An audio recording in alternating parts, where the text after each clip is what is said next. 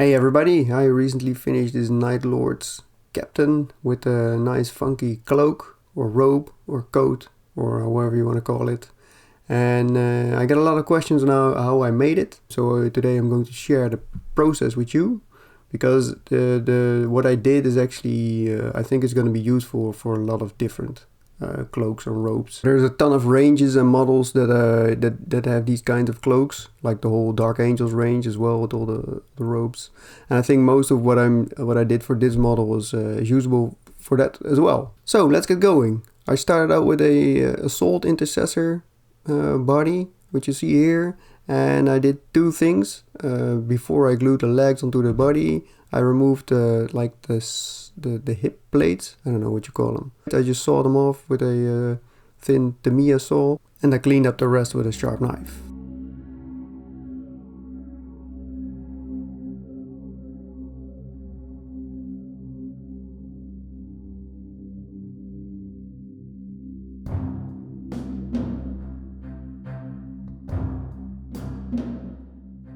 I also removed the belt buckle, which I'll be replacing later. This is entirely optional. You can also leave it on there and use the standard belt buckle.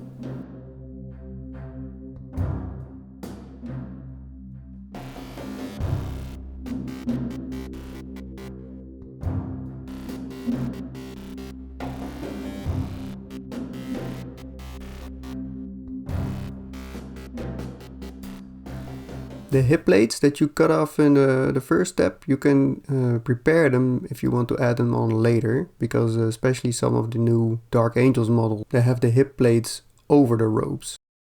Now we get to the sculpting step. So I use fresh Greenstuff. I really hardly ever wait until the Greenstuff is cured, but I use it straight away after mixing.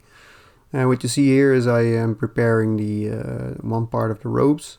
So I'm using a non-stick surface, like this plastic little bag. I wet it, I spread out the Greenstuff, and then I roll it flat. And I'm trying to make it as thin as possible, while still be able to work with it. And we're going to cut out a couple of shapes out of this. I made a small, very professional looking pattern here. You can see at the side. So these are all the parts that we need to cut out. Here I start with cutting out the bottom left side of the robe, which is this weird triangle shape. And the main goal is to make both long edges roughly the same length, so that the robe curves around the model when you put it on. I used a fresh sharp knife here, which I actually don't think is a really good idea, but you'll see this later on. I think it's going to be easier if you take a bit of a dull knife and not the sharpest knife that you have in your toolbox, because it's easier to cut through the entire Greenstuff if you have a really fresh sharp knife. So here I'm adding some texture to the cloak. So first a line down the front length of it to add the edge of the cloak, and then by pressing the tip of the knife into the Greenstuff, I can add some stitches. Now you could stop here and then you have a perfectly nice smooth cloak or cape or robe or whatever you like, which would be suited better for like non-chaos models. But for this tutorial I'm going for the stitched look that I also used on the Nightlords model. And this you do by simply pressing more lines into the surface of the Greenstuff at some angles to each other. So just don't press too hard, and as I said, maybe don't use too sharp a knife, and get some nice pattern. I went for straight lines here, but I think you can also could use some curved lines or some ragged edges if you like. But just press in the knife, and then again, just like with the front part, press in all the stitches as well. That's all the preparation you need, and now you can put it onto the miniature and start sculpting it around the figure.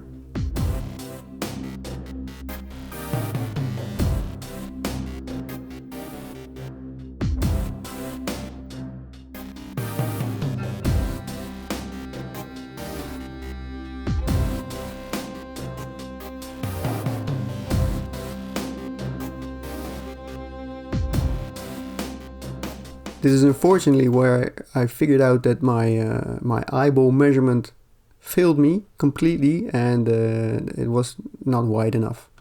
And instead of stretching it over the miniature, which I could have done because it's Greenstuff, I decided to just rip it off and start again.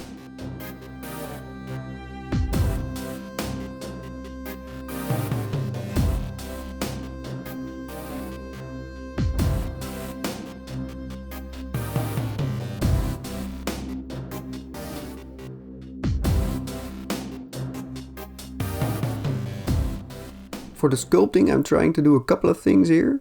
First of all, at the top, I'm trying to tuck the rope under the belt. What I'm also doing is trying to shape it over the hard edges of the armor so that you can see some of those edges through the cloak, which gives it more depth. And finally, I'm trying to make it flow a bit. So I bend it and I shape it and shift it so that it's not like a hard straight jacket, but it's really a cloth that's flowing in the wind and with the movement of the miniature.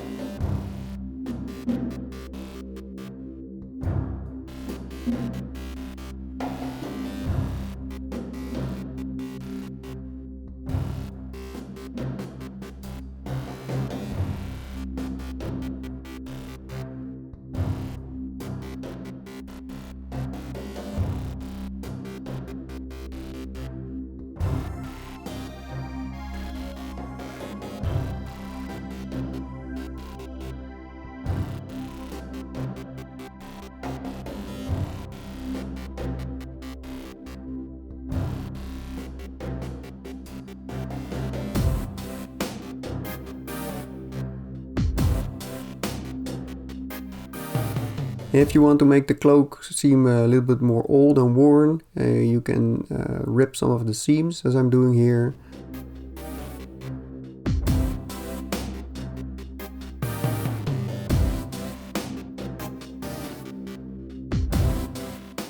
And you can also add some tears at the bottom by pressing in the sharp tip of the knife and dragging down.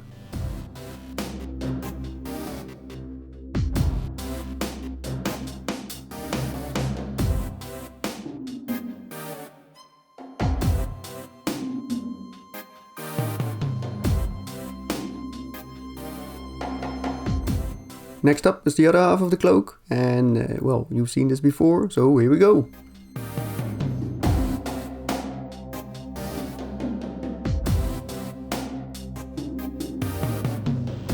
Here you can see what I meant by the knife being too sharp. I simply pressed a little bit too hard and went through the Greenstuff completely. So I started over again.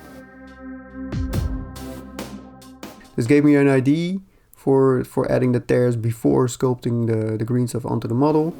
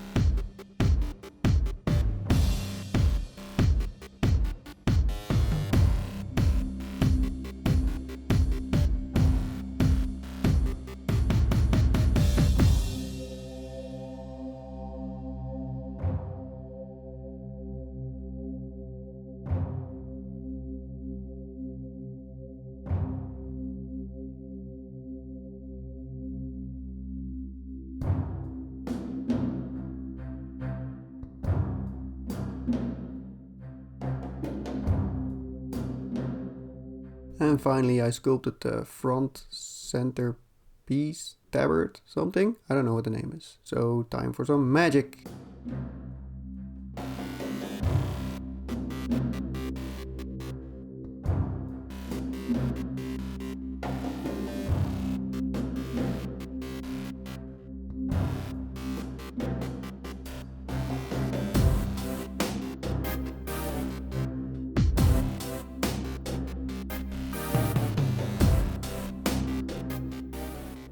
So this is another point where you could stop, so that you only have a rope at over the legs, which I already think looks cool. But for this video I'm going to sculpt the entire cloak and add the top part as well. So time for a waistcoat. The top part consists of 2 smaller triangles at the front and then the same 2 triangles copied over to the back.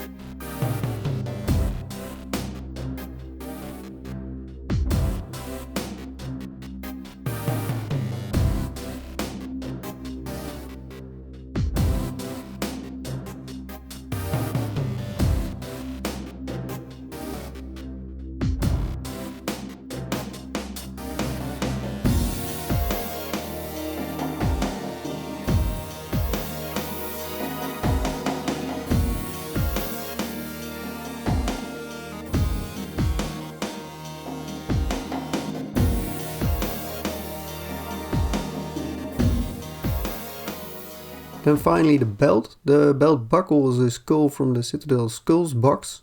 And I cut off the back half of the skull and then filed away the rest.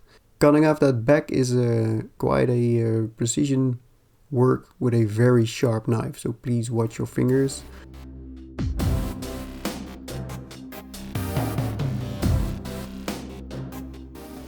And then for this guy I made a rope as a belt. So I rolled out a Greenstuff sausage very thin into a single rope. I folded it double and then twisted it.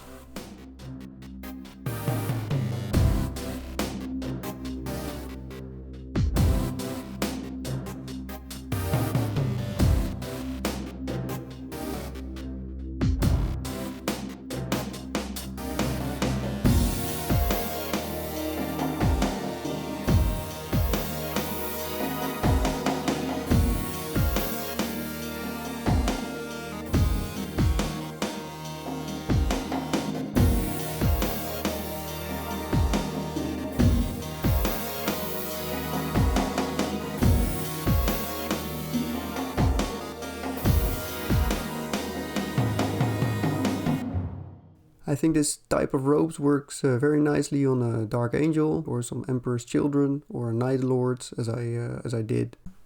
And sculpting is actually not that difficult to do. The main things you need to look out for is to make the robe as thin as possible to make it look more realistic. And make sure that the surfaces and the tools that you're using are wet. You can either just use water as I did or use some cream to prevent them from sticking. Because that's the worst thing that can happen during sculpting, I guess. So I hope this video gave you some cool ideas for your own armies. And I'll see you next time. Goodbye.